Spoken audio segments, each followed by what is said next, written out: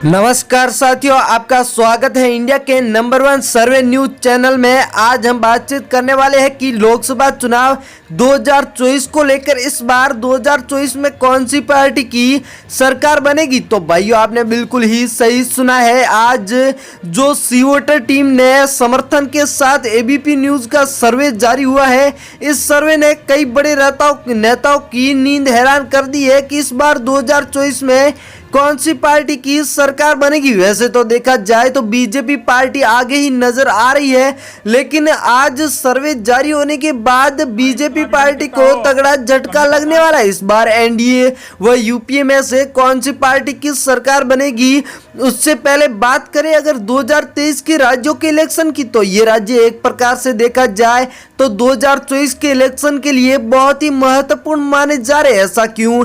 तो हम बातचीत करते हैं मुख्यतः कर्नाटक राज्य को लेकर। अगर कर्नाटक में आप देख सकते हो, कांग्रेस पार्टी ने अपनी सरकार बनाई, लेकिन कर्नाटक में चुनाव होने से पहले एक सर्वे जारी हुआ था 2024 के चुनाव को लेकर, जिसमें भारत की 5 लाख जनता ने अपने मत दिए थे। लेकिन जो कर्नाटक के चुनाव हुए उसके बाद हमारी टीमों के प्रयास व सी वोटर टीम, एबीपी न्यूज, सभी न्यूज चैनलों ने इधर उधर से सर्वे इकट्ठा करने शुरू कर दिए और सर्वे जारी हुआ। उस सर्वे में जैसा परिवर्तन देखने को मिला, रातों रात लोग बीजेपी से कांग्रेस के पक्ष में आ गए। ऐसे में 2023 में जो पार्टी सबसे ज्यादा राज्यों में अपनी सरकार बनाएगी, 2024 में उसी की सरकार बनेगी। लेकिन हम जानते हैं कि इस बार कौन सी पार्टी की सरकार बनेगी। बात करें त्रिपुरा राज्य की, तो त्रिपुरा में कुल 2 लोकसभा की सीट है, 2 की 2 सीटें यूपीए के खाते में नजर आ रही है। एनडीए व अदर पार्टियां 0 पर ही नजर आ रही। कर्नाटक, जिसमें इसी साल इलेक्शन हुए, वो कांग्रेस पार्टी की सरकार बनी। अब बात करें लोकसभा की 28 सीटों पर, तो एनडीए के खाते में 8 सीटें, तो यूपीए के खाते में 17 सीटें, वहीं अन्य दलों के खाते में 3 सीटों के आंकड़े देखने को मिल रहे। छत्तीसगढ़, जिसमें साथ ही इसी साल 2023 में विधानसभा के इलेक्शन भी है। और बात करें लोकसभा की 11 सीटों पर, तो एनडीए के खाते में 7 सीटें, वहीं यूपीए के खाते में 4 सीटें, तो अन्य पार्टियों के खाते में 0 सीटों के आंकड़े नजर आ रहे। आंध्र प्रदेश, जिसमें कुल 25 लोकसभा की सीट है, जिनमें से एनडीए दल के खाते में 9 सीटें, तो यूपीए दल के खाते में 12 सीटें, अन्य पार्टियों के खाते में 4 सीटों के आंकड़े देखने को मिल रहे। बढ़ते अगले राज्य की ओर, चंडीगढ़ आ चुका है, जिसमें साथियों एक ही लोकसभा की सीट है जो कि यूपीए दल लेकर जाता हुआ नजर आ रहा है। वहीं एनडीए व चंडीगढ़ की स्थानीय पार्टियां 0 पर। झारखंड, जिसमें कुल 14 लोकसभा की सीट है,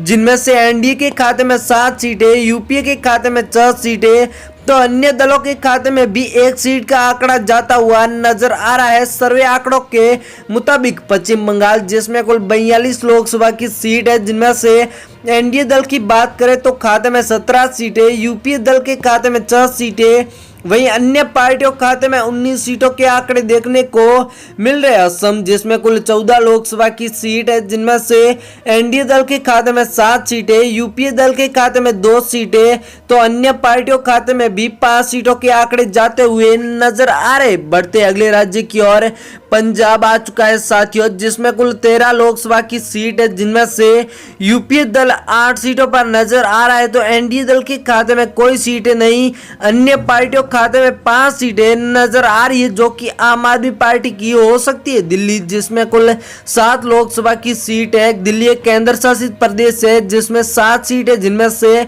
एनडीए के खाते में 2 सीटें, यूपीए के खाते में 2 सीटें, तो अन्य दलों के खाते में 3 सीटें नजर आ रही है।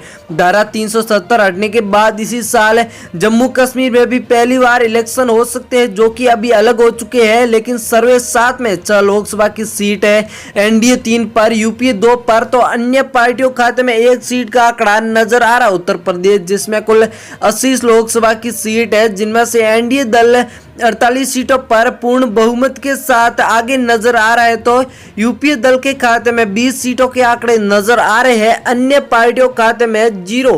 तो यहाँ पर गोवा की बात करें तो गोवा में कुल 2 लोकसभा की सीट है, जिनमें से 1 सीट एनडीए दल के खाते में नजर आ रही है, तो यूपीए दल भी टक्कर देता हुआ 1 सीट पर, अन्य पार्टियां 0 पर नजर आ रही। मणिपुर, जिसमें कुल साथियों 2 लोकसभा की सीट है, यहाँ पर 2 की 2 सीटें यूपीए दल लेकर जाता हुआ नजर आ रहा है। तो एनडीए व अन्य पार्टियां उड़ीसा में 0 पर नजर आ रही है। सॉरी, बात करें उड़ीसा राज्य की, जिसमें कुल 21 लोकसभा की सीट है। एनडीए दल के खाते में 6 सीटें, तो यूपीए दल के खाते में 7 सीटें, वहीं अन्य पार्टियों खाते में 8 सीटें नजर आ रही। बात करें हरियाणा की, तो हरियाणा में कुल 10 लोकसभा की सीट है, जिनमें से एनडीए दल के खाते में 2 सीटें, वहीं यूपीए दल के खाते में 6 सीटें, तो अन्य दलों के खाते में भी 2 सीटों के आंकड़े नजर आ रहे। मध्य प्रदेश, जिसमें इसी साल यानी कि 2023 में विधानसभा के इलेक्शन भी है। और बात करें लोकसभा की 29 सीटों पर, तो 29 सीटों में से एनडीए दल के खाते में 11 सीटें नजर आ रही है, यूपीए दल के खाते में 13 सीटें नजर आ रही है, तो अन्य पार्टियों खाते में 5 सीटें। बात करें तेलंगाना की, तो तेलंगाना में भी इसी साल यानी कि 2023 में विधानसभा के इलेक्शन भी है।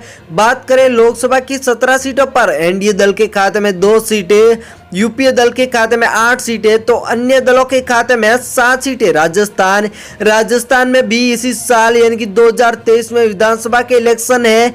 बात करें लोकसभा की 25 सीटों पर, तो एनडीए दल के खाते में 8 सीटें, यूपीए दल यहाँ पर भारी पड़ता हुआ 14 सीटों पर, अन्य पार्टियों खाते में 3 सीटें नजर आ रही है। तमिलनाडु, जिसमें कुल 39 लोकसभा की सीट है, जिनमें से एनडीए दल के खाते में 10 सीटें, तो यूपीए दल तमिलनाडु में भी भारी पड़ता हुआ 17 सीटों पर, अन्य पार्टियों खाते में 2 सीटें नजर आ रही। नागालैंड, जिसमें 1 ही लोकसभा की सीट है, जो कि यूपीए दल लेकर जाता हुआ नजर आ रहा है, तो यहाँ पर एनडीए व अन्य पार्टियां 0 के रुझान पर ही नजर आ रही है। हिमाचल प्रदेश, जिसमें कुल 4 लोकसभा की सीट है, जिनमें से एनडीए दल 1 सीट पर, यूपीए दल 2 सीटों पर, तो अन्य पार्टियां 1 सीट पर नजर आ रही। इस बार देखा जाए तो लोकसभा चुनाव 2024 को लेकर अभी से गर्माहट नजर आ रही। गुजरात की बात करें साथियों, तो कुल 26 लोकसभा की सीट है, जिनमें से यहाँ पर एनडीए दल भारी पड़ता हुआ 14 सीटों पर,